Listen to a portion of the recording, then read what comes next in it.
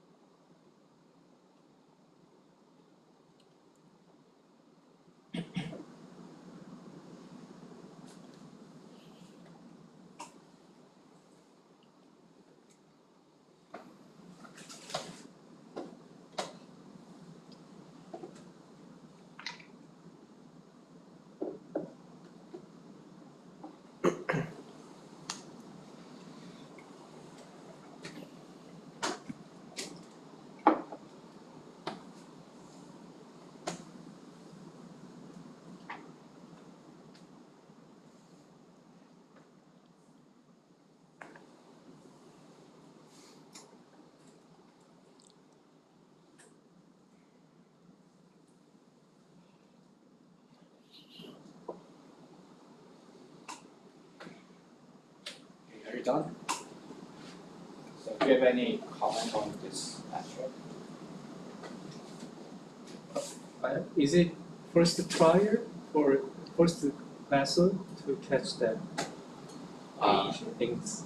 So actually, there are so many other biomarkers about age, but I think this is the first time to derive something like circadian rhythm I see. related biomarker. Thank you.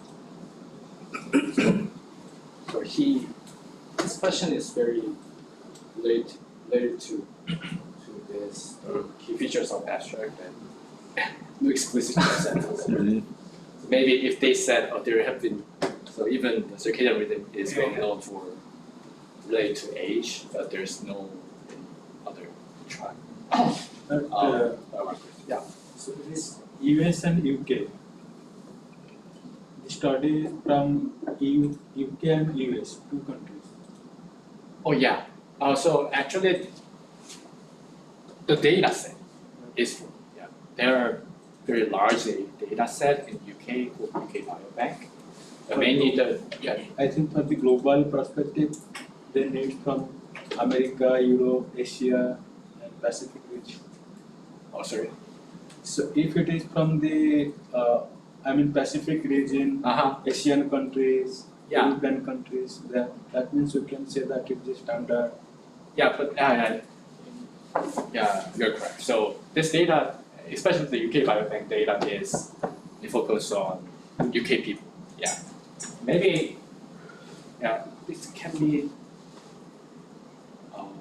this can fail to generalize. It's applicable. Right? So, is there any other comment on this? Actually, it's quite long, and he just listed up so many results here. So, I think most of them are so redundant, but maybe we could write better. Anyway, yeah, let's start the main presentation.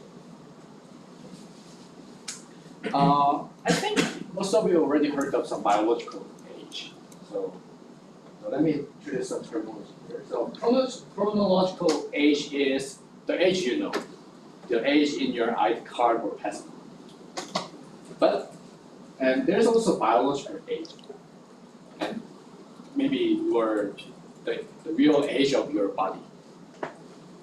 So, and of course, if the biological age is high, that means you are more in danger of disease or immortality things. And the key point is this: the chronological age and biological age did not be the same. They can be different. So, for example, if you have some bad habits or if you do smoking, drinking, like that, then your biological age could be much higher than your real chronological age, and vice versa. So maybe it is really critical to know our real biological age. So many biomarkers was developed to see in some sense, to measure your biological age. So it includes some molecular things, including, I think some of you already heard of telomere. The endpoint of the day is the length is keep decreasing as we more aged. And there are also some other various types of biomarkers based on image or clinical measures. And most of them share some critical features. More specifically, according to this institute, they are saying that age-related biomarkers should have a better performance for predicting age or age-associated outcomes, like disease probability or mortality, something like that. Also, it should monitor the aging process insistent rather than the effects of disease. Lastly, you need some ability to be repeatedly tested in a harmless way. So that means that this biomarker should be easily measured. So, and if not, we cannot say that it is some practical way to evaluate our health. So, yeah, these are the key features that age-related biomarkers should satisfy. Then this study suggests a new kind of biomarker based on the circadian rhythm.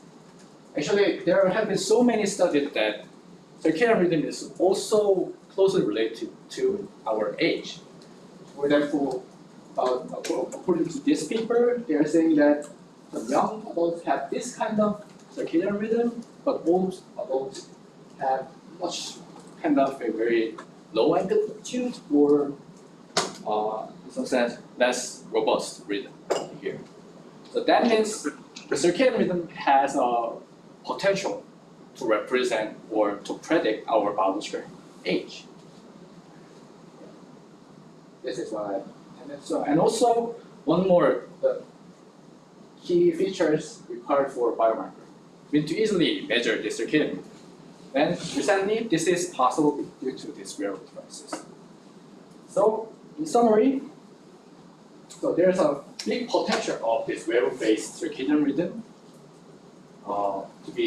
to develop age-related biomarkers.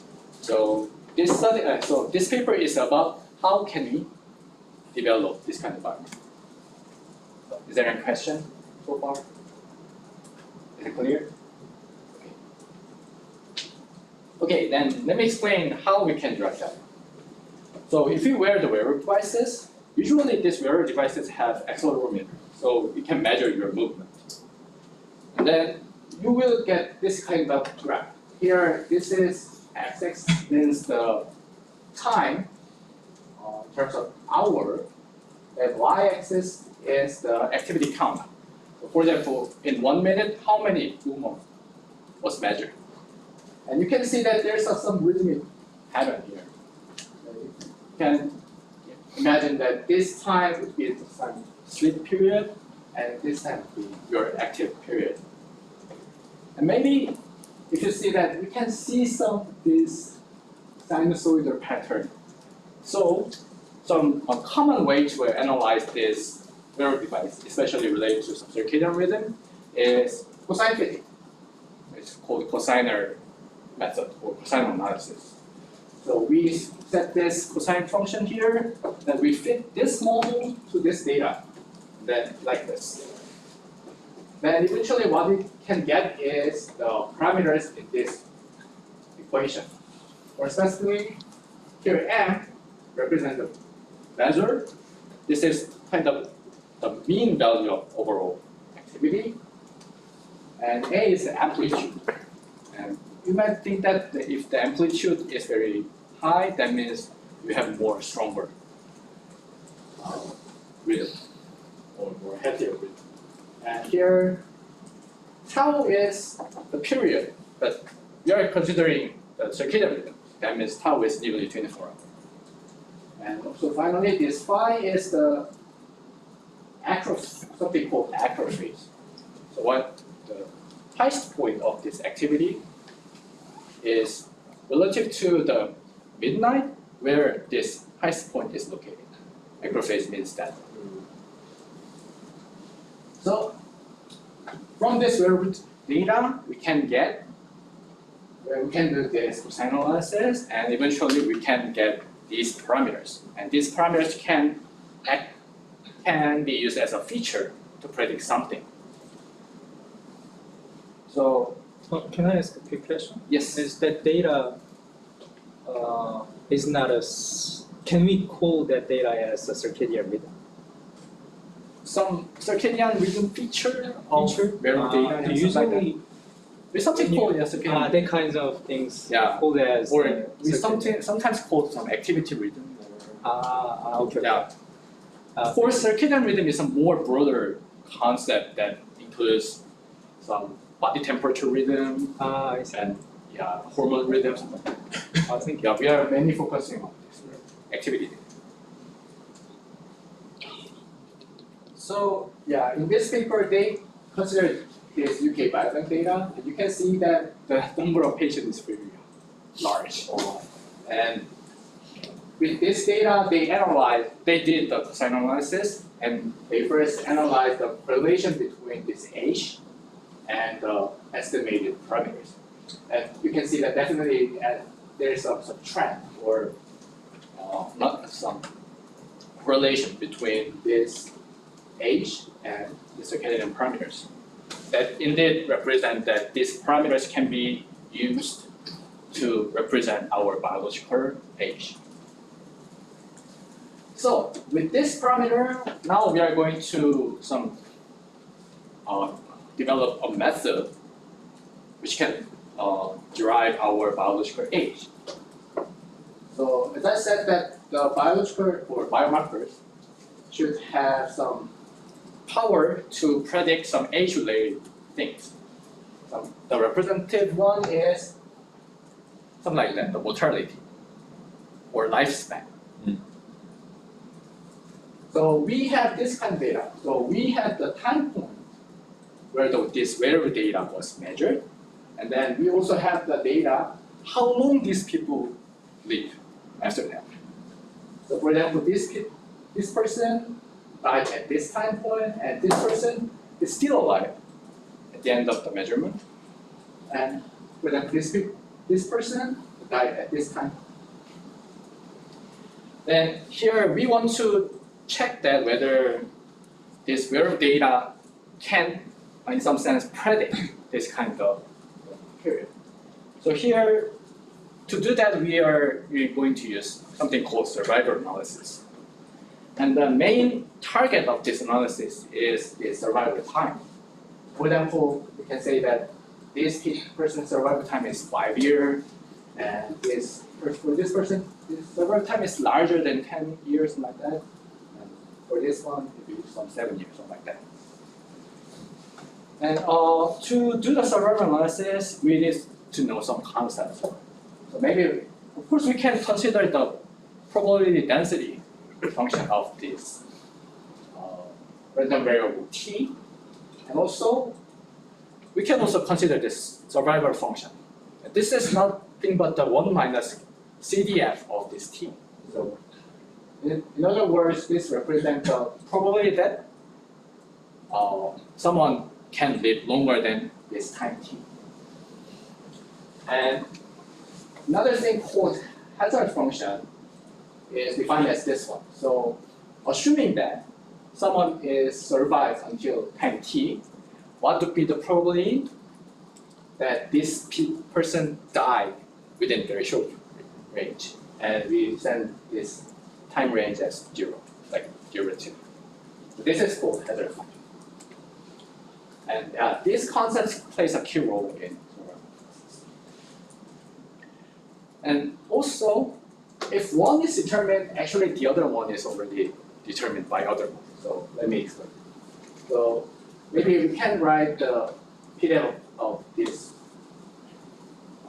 random variable t, and you can see that this is actually derivative of this survival function, because this is 1 minus of CDF. You can easily get this relationship. And also for a hazard function, if you do some math, you can notice that this ht is nothing but the negative s prime over s. So in summary, we can summarize the relationship between these functions like this. So the key point is that one is determined, the other one is also determined. All right.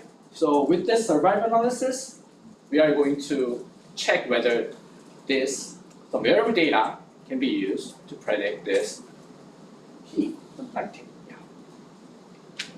And to do that, we first need some more assumption. In other words, we need a more specified model of this survival analysis. And usually, especially for something related lifespan or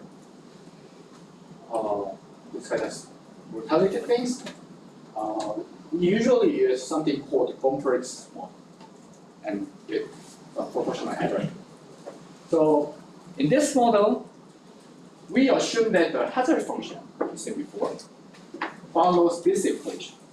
Here lambda, gamma is the parameter, beta is parameter, and x is the variable we are going to use. It's like a period or measure of this cosine analysis.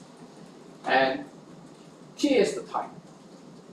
So if you interpret this equation, you can see that this means that hazard increases exponentially in time.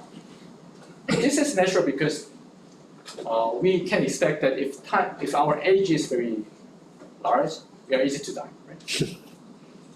And also, effect of variables is independent to this time. So we just proportionally multiply to this hazard. So this is what we call a proportional hazard. So this means that the hazard or some risk of death increases exponentially in time, but this constant can be differ according to this variable data. You can think it this way. Then, okay, we made a model and we have data. Then what should we do? We need to fit the model, right? That means we need to find these parameters. And to do that, we need to derive the likelihood function. So the data we have is actually t. And maybe whether t is larger than some value, like that. So that means to make a likelihood, we need ft, this PDF, and also we need also survival function to consider this kind of situation. So let me explain details. So based on this relationship, from this hazard function, we can drive this survival function and also this PDF of RT here. Then the likelihood forms like this. So, for example, in this case, let's assume that for this one, erase them. This one. So let's assume that this person's x value is 0.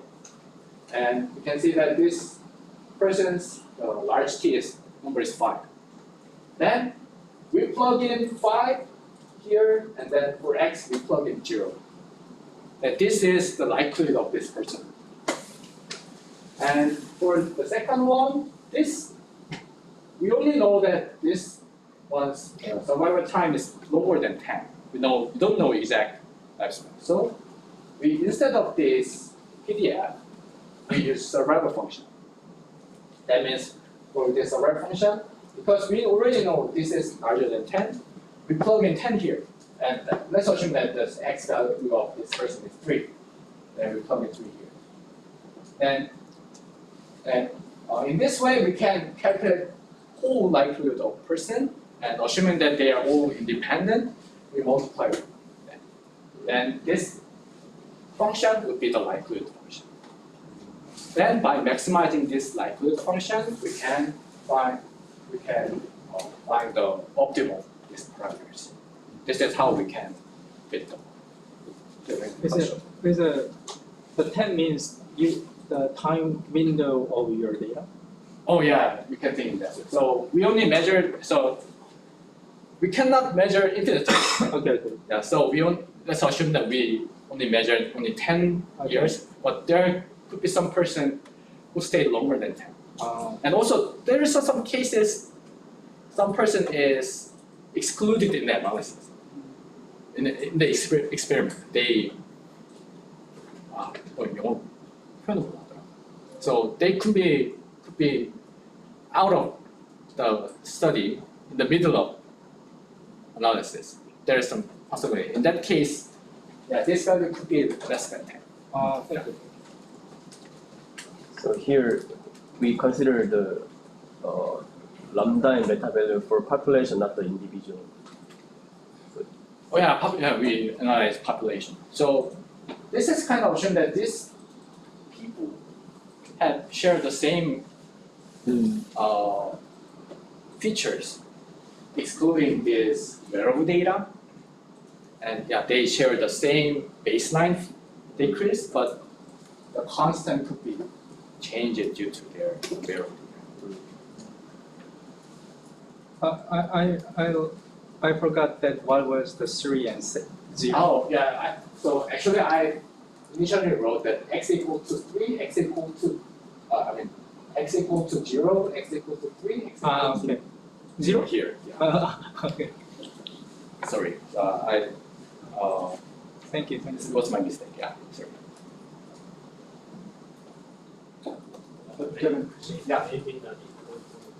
Yeah. T is age multiplied by x. In age there is lambda. Here. Yeah, in age. Oh yeah, maybe lambda should be. Yeah, you're right.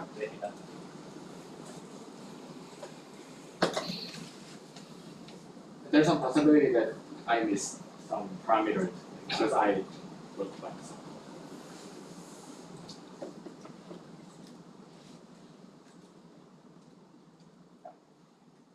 Is it okay? Okay, let's move on. So now we know that from wearable data we can derive this model. So yeah, this is the parameters we estimated based on the data, and this is the model, the PDF derived. And here's the interesting method they used. They did the same thing with only chronological age. So that means depending on the age of the starting time, they can calculate some mortality risk. And so we have two models here. So that means if one person is here, and for example, let's say that the x value of this person is 1, then we can calculate the probability of death within 5 years like this. Then yeah, let's assume that this was calculated as 0.5.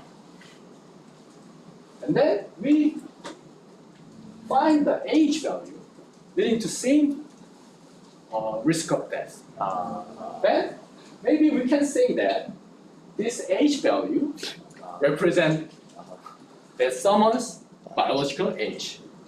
This is how we can get the biological age based on record data. So they named this age as the cosine age. Do you understand the idea? Okay. So yeah, in other words, maybe we can say in this way. So for example, we have two people, which has x1, x is 1, and x is 2. So let's assume that their chronological age is the same. But when they calculate the probability of death within 5 years, because their x values are different, the probability could be different. Then, by using the second model, we can find this age into the same risk of death or probability of death within 5 years. Then that means the chronological age of this person is 40, and the chronological age of this person could be 60. So that means even they have the same chronological age, their cosine age could be different, depending on their way of data. You can understand this. Yeah. So it is actually almost done with this paper, and the rest thing is that is it really meaningful? Checking whether this is really meaningful biomarker or biological age. So do we need to determine the 5 year or? Oh yeah, so they just specified that year, but they didn't explain why they said.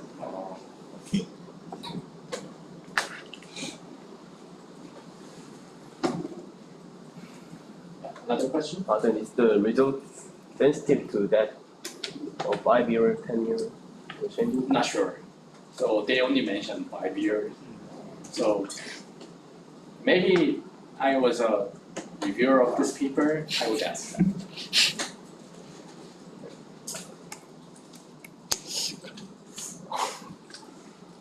So maybe that could be due to some length of data. It is not easy to get data for long period. They have their time window is 5 years from the wearable data. Yeah. Wow. It's very long, right? But the original data would be much longer. UK biobank data, I think it started in early 2000. Maybe 2010. Not sure. But yeah, it's quite big data, and it has been collected so many for a long time. So they developed cosine age using UK biobank data, actually using the training data set. And they validate with the same data set but different data, or totally externally, different data, external data. They analyze this data. So to check whether this is really meaningful parameter or not, you need to check this. So whether it can really some good prediction or the power to have the power to predict something age-related things. So they analyze. So they take a cosine age, and they have the data of this mortality or some time point that they diagnose some disease. They have this data, and whether this cosine age gives some meaningful prediction power for this. So they did another survival analysis, and here this model is called Cox model, and this does not specify this baseline function. So previously we assumed this increases exponentially, but in this Cox model they do not assume anything. But actually this is not so critical. So the only thing we need is that beta. This beta means effect of this variable to the survival. So more specifically, maybe we can write this one. So ht x plus 1 over h t max. This means how would the hazard changes as h increases by 1. And you can see that this is, so there is no h term, only the e to the beta represents this. So that means if cosine h increases by 1, the hazard function increases by the factor of e to the beta. And this beta is called hazard ratio. And this plays a critical role to determine whether this x is really some significant variable to this here. So if this is larger than 1, that means if cosine h is large, that means the period become longer or shorter. Sure. Shorter, right? And e to the beta is less than 1, that means if cosine h is large, then the period will be longer. So this is the predicted hazard ratio and with some confidence interval for all mortality or disease incidence. So we can use about all cause or some specific the deaths due to some specific reasons like this. And here the disease like cancer, diabetes, something like that. I can say that this confidence interval is fully over its 1 value, that means it is significant. And you can say that almost of them is significant. And this value is larger than 1, that means if cosine h is large, then you are more probably, you have more probability of this death or some disease instance. So this check that indeed this cosine h can act as a something like biological age. And another analysis is related to this one. So they define cosine age advance as the difference between cosine age and the chronological age. If this is larger than 0, what does it mean?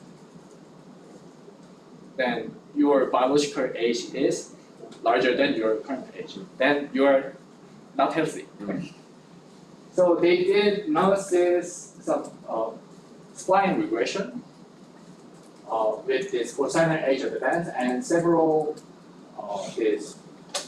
some clinical survey results. So here, this is self-related health. Means that if they have larger value, that means you feel that you are not healthy. So that if cosine age is very large, people think that they are not so healthy. And this one, I think this is something related to, also related to some self-health, but larger value means you are more healthy. Right? You can be more independent to other people's health. So you can see that if this is large, this score becomes lower. And also this is something related to some cognitive function or their ability to do something. And higher value means that this is bad. And we can say that, okay, the cosine age advance is large, and they have the lower score. They have lower ability to do something. Yeah. So this is another validation that this cosine age can really be representative of your age, biological age. And the last analysis is this. So to develop cosine analysis with this activity data, we did cosine fitting here and derive the parameters. But maybe we can use another features in wearable data to do the same thing. And actually, there are so many some traditional features we can extract from wearable data. And they use one of them, something called moderate to vigorous physical activity. So this is combination of the moderate activity or vigorous activity. So moderate activity means that some moderate intensity of the activity, like brisk walking or dancing, and this approximately defined as the activity count per minute is between this range. And the vigorous intensity is much more active. So it's kind of running, fast cycling, hiking, or swimming like this. And of course, this, the criteria for this activity is much larger activity count. And the mean duration per day of this activity is also kind of good feature to represent someone's health state. And also, WHO recommends to have longer than some. I don't remember the criteria, but they recommend have long this MBPA period to be healthy. So maybe we can do the same analysis with this one. So they did. So with this, so they first developed the cosine age model, and also they developed this PA age model. The difference is that for X, they use, previously we used these parameters, but with this one, we use this MBPA duration. Then we want to check which one is better. Then that means we need to evaluate how we can evaluate this survival analysis models are accurate. So to do that, we can use something called C index. Yes. Concordance index. So let me explain what it is. So yeah, let's bring this back again. So we have this data, and so we have the already fitted model here, such as the hazard function. Let's assume that for this model, HC, and this hazard function value is 3. And for this one, this value is 4, and for this one, this is 5. And then we compare each member. So higher hazard value means that their some expected survival time is longer or shorter. Short. Higher should be higher hazard function means shorter survival period, right? So in that sense, so the B has higher value and longer period. So this is correct case. So we say that's a concordant. And if we compare BC, so this lives longer, but hazard function is lower. So this is not concordant. And if you compare AC, and this is concordant. So in this situation, this index becomes 2/3, or 0.6. So it's kind of some AUC value for our classification. So if this value is 0.5, that means have no prediction power. So this is almost random predictor. And if this is 1, this is perfect. Yeah, so in this way we can compare it. So we can evaluate C index of this model, and by comparing them, we can check which is better. And then their conclusion was that so they compare C index of these two and compare the delta C index. And you can see that the value is not large, but anyway, they say that the cosine age model is much better. Yeah. So in this, maybe they insist that we need to evaluate some rhythmic pattern from a wearable device to accurately capture some age-related features. Yeah. So that's all. So in summary, based on this wearable data, they did cosine analysis, they extracted features. And with these features, they did the survival analysis, and eventually they derived the biomarker for age, called cosine age. So that's all. Excellent.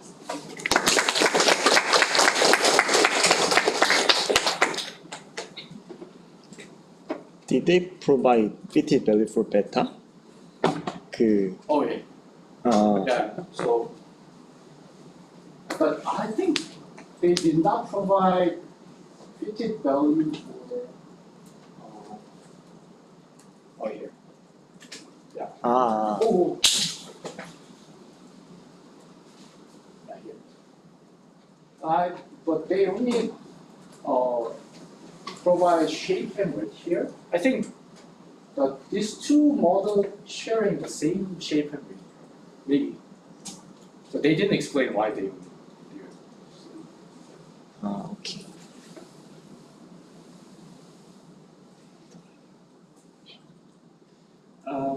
So I have a question regarding so this model is fitted on the population, so that encompasses both US and UK citizens. Right. But can they, in some sense, analyze the difference between the two daily population, like the difference between UK and US citizens? Oh, they didn't do that. So it is. They have these two data set, and they developed the cosenal age some calculator with this training data, and they validate